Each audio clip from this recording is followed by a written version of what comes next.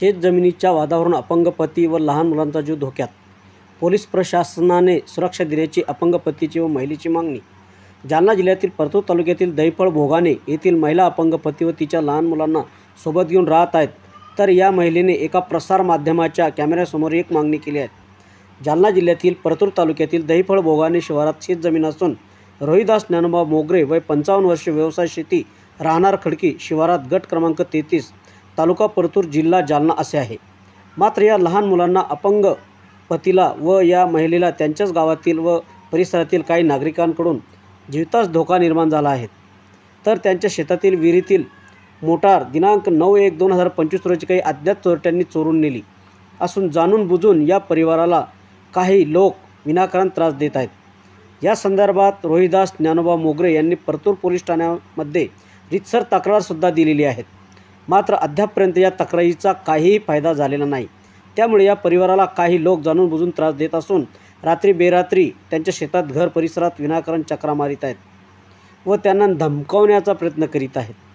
त्यामुळे संबंधित police station व संबंधित विभागाने वेळीच या परिवाराच्या तक्रारीची दखल घेऊन त्यांना न्याय द्यावा, जेणेकरून पुढील काय होणारी घटना टळेल व या परिवाराच्या मनात असलेली धास्तीसुद्धा संपेल. कारण बऱ्याच घटना शेती जमिनीच्या वादातून सध्या महाराष्ट्र राज्यामध्ये व देशभरात घडत आहेत. कित्येकांचा जीव या मोठ्या वादामुळे जात आहेत.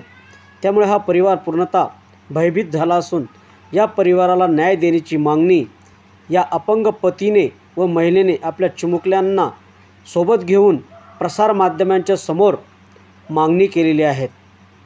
News reporter Hari Borade, Zee India 24 तास न्यूज, जालना.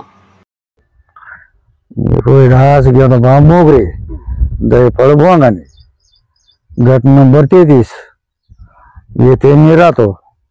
लोकांची अशी अडचण आहे की मी शेतामध्ये राहणं म्हणजे एकच करते, कसं की गावामध्ये राहिले की लोक ताप देते, ते करते ते. असं आमच्या वडिलाच्या नावावर जमीन असताना जमीन हानमार करणं, कुठं काय करणं, इकडून ताप लावणं, तिकडून ताप लावणं, हे मार्क माझ्या वडिलाचा हात मोडलेला आहे.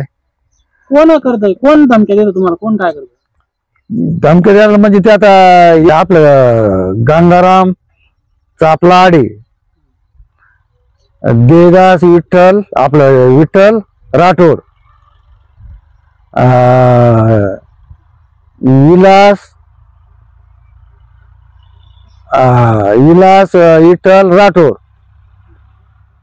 माझ्या जमिनीवर ताबा केला आहे ना. बरं का, काय म्हणतात तुम्हाला? मला म्हणतात की तुझ्या वडिला कोण जमीन घेतलेली, माझ्या वडिला जमीन चतुर्शेमा विकून घेतली, माझ्या जमिनीवर ते बसले. मी त्याला म्हणलो माझ्या जमिनीतून उठा, ते उठू शकत नाही. ते मध्ये आम्ही जमीन विकत घेतली.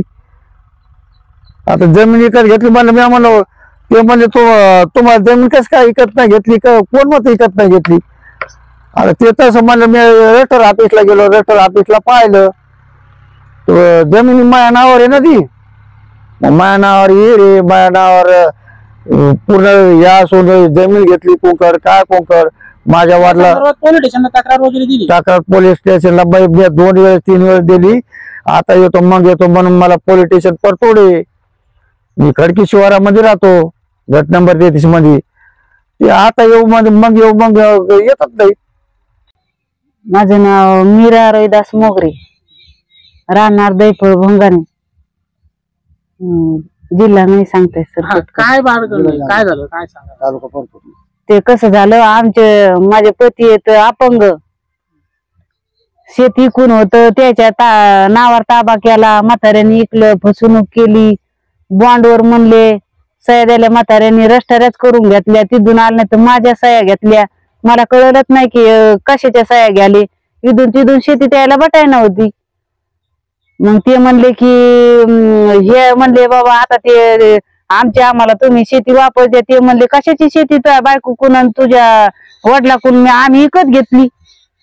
मग विकत घेतली म्हणल्यावर ते मग धमक्या देतात की तू कसा येतो, असं होतो. मग हे अपंग मुलगा आहे माझा, एक 11 वर्षाचा आहे आणि एक 16 वर्षाचा आहे. तर हे एवढं लेकर आहेत, हे शिकायला आहे तिकडं, हीच राहते जवळ. मग ते रातचं धमके देते ना आम्हाला. काय कोण आहे ते? कोण आहे धमकी देणार? काय नाव त्यांचं? गंगाराम आडे, ते अचित आडे, पुन्हा ते याचे शेतीमुळे माग भांडणं केले त्यांनी. इथं येऊन द्याल्या, पोलीस स्टेशनला गेले, ते मिठामिठी केली. हरिराम मानेनी जाऊ द्या बाबा, कशाला केस करता, मग तुम्ही वावरात राहतात, हे करतात आणि शेत घेणार त्याचे. त्यांनी लगेच 6 महिन्यात तर त्यांनी इकडे तिकडं म्हाताऱ्याच्या नावची जमीन पायकरावच्या केली, पायकरावच्या करून लगेच इटळरावच्या केली. मग ती शेत तशी केली तर मग ते काही बटाई न देत नाही आता, आणि ते वावरात येऊ देत नाही. लगेच धमका, आम्ही तुम्ही असं करता तर आम्ही पोलीस केस करू. माझ्या मुलाला म्हणला ते इलास विठ्ठल राठोड म्हणे, तू असं हे करशील ना तर आम्ही तुला पोलीस केस करू. मला सांगितलं आई, तो असं असं म्हणायला की वरिष्ठ अधिकाऱ्यांनी आमची दखल घ्यावा, आम्हाला न्याय द्यावा. मग मेल्यावर न्याय देते काय, आता नाही तर मेल्यावर न्याय देणार का सर? असं होत झालं लय जागेवर शेतीमुळं. मग आम्ही पोलीस स्टेशनला गेलो, हो म्हणते वापस, आम्ही येतात वापस दोघं मालिक जाऊन. हे तर काही चालता येत नाही, काय नाही यायला. मग ते म्हणतात की मग इथं आले की बस हे ते लिहून देतात, नुसतं झालं, त्याचं काहीच नाही, पानं नाही, काहीच नाही. तळ्याहून 2 मोटरा सर अशा रातच कापून नेल्या. मग हे आहेत का दुसरे? मग याच्याशिवाय मोटरा गेल्या का? पाईपलाईन फोडी, ती गावातल्यानी फोडी. भरून दे बाबा, नाही देतो म्हणला, दिली नाही. त्याचा अर्ज द्याला आम्ही, त्याच पोलिसांनी काहीच केलं नाही. तर आजूक जिमी ते तसेच पाईपलाईन छड्या उघड्याचे. मग मी म्हणलं बाई असं कम होतं. ते म्हणले तुमची कुठं शेत आहे, त्याच आम्ही सरकारी रोड वरूनच पाईपलाईन आहे का, त्याच्या शेतात बी नाही. मग ते आम्ही म्हणायला गेलो, नुसते पोलिस आले, झालं पाहिलं, झालं, ते काहीच केलं नाही. मग वावरात ते आम्ही शेतात राहतो, कुत्र्याला औषध टाकलं का काय टाकलं, काळ्या पन्नीत होतं, रोडवर आणून टाकलं. ते गाडी घेऊन भुरकून पळून गेलं, दिसलं नाही. आम्ही पाहिलं कुत्रं खाऊ लागलं तर ते मटण होतं तिच्यात. मग घरी आणलं कुत्र्याला तर ते असं पिवळं पाणी ओकू लागले. मग मुलगा गेला, त्याला औषध आणले, ते काय आज बरं नाही.